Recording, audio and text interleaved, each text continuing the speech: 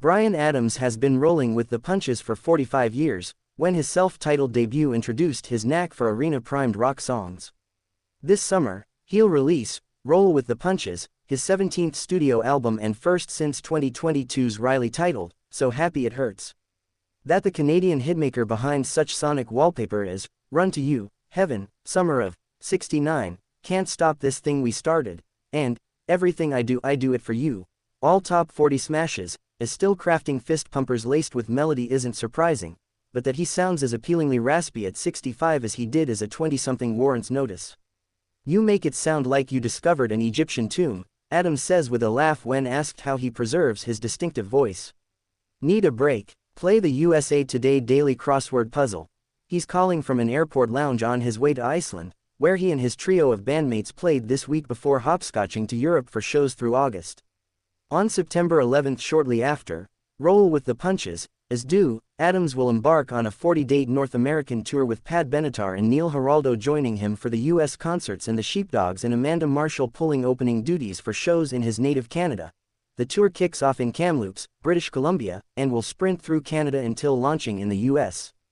October 25 in Uncasville, Connecticut.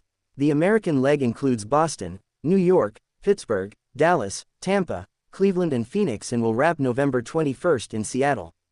A city card presale runs from 10 a.m. local time April 29 through 9 a.m. local time May 2 via cityentertainment.com. The general on sale begins at 10 a.m. local time May 2 at bryanadams.com. During his chat with USA Today, Adams expounded on hitting the road with Benatar and Giraldo, working with longtime collaborator Mutt Lange on new material. The title track from Roll with the Punches and Make Up Your Mind are out now, and rediscovering a recording with his It's Only Love partner, the late Tina Turner. More. AC/DC storms back on Power Up Tour, the band's first U.S. trek in nearly a decade. Question. So how do you keep that signature tone to your voice? Answer. I think regular touring, which is what I do, helps. It's like a muscle, you have to keep it in training. What I will do is a rehearsal with the band, Keith Scott on guitar, Pat Stewart on drums, Gary Breed on keyboards and Adams on guitar and bass, to make sure we all know what we're doing, or at least some idea of what we're doing, and then just go for it. Given the name of the new album and tour, are you good about rolling with the punches?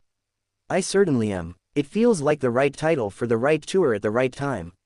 I've recently become an independent artist, and when I say that, I'm self-managed and have my own label, Bad Records.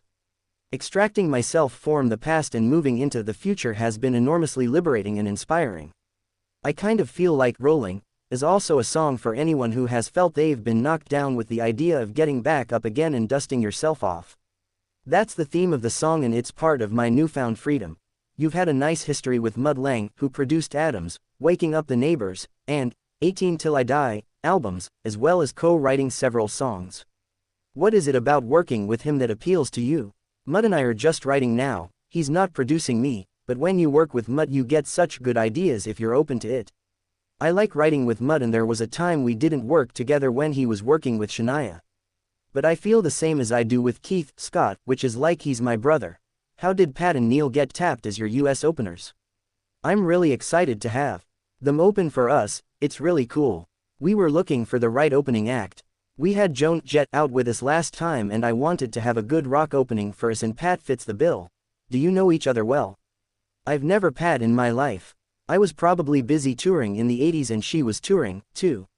When you're on the road, are there certain things you need to have with you? And how do you stay fit? Not really. I try and keep my stuff as minimal as possible.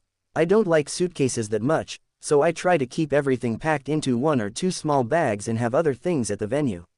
My health routine is to eat really fresh food, and I'm vegan. I have a routine for exercise every day. I do yoga and a bit of weights as well. Swimming, cycling and yoga are my go-tos. The only thing I miss when I'm on tour, I don't get to walk my dog. I know you've been a longtime advocate for animal rights. Do you have just one dog? I have a mutt, Peaches. I rescued her. She's just the love of my life along with my family. You had a special record store day version of It's Only Love, Adams' 1985 hit with Tina Turner. What was it like hearing Tina's voice again on those tapes that you found? It should be out on digital service providers within the next month. But it was so exciting. I contacted Warner Brothers Music and they found a couple of different versions of her vocal and we created a new version. The Midnight Mix, I call it, it just our voices and keyboard, completely naked. When you hear it, you'll understand the power of Tina's voice. It should be out on digital service providers within the next month. But it was so exciting. I contacted Warner Brothers Music and they found a couple of different versions of her vocal and we created a new version. The Midnight Mix, I call it, it just our voices and keyboard, completely naked. When you hear it, you'll understand the power of Tina's voice.